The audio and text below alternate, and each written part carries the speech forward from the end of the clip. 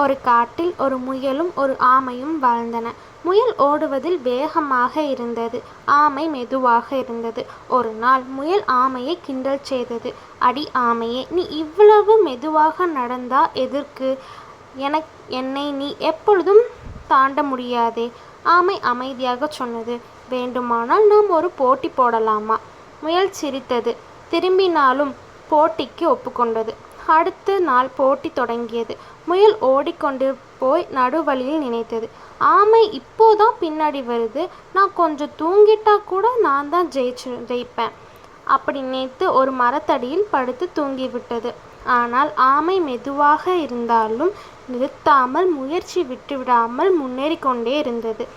முயல் தூக்கத்தில் இருந்தபோது ஆமை அமைதியாக முடிவு கோட்டையை கடந்து வெற்றி பெற்றது.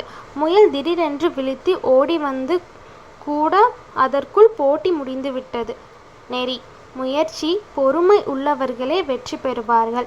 அதிக நம்பிக்கை இருந்தாலும் அலட்சியம் செய்தால் தோல்வி நிச்சயம்.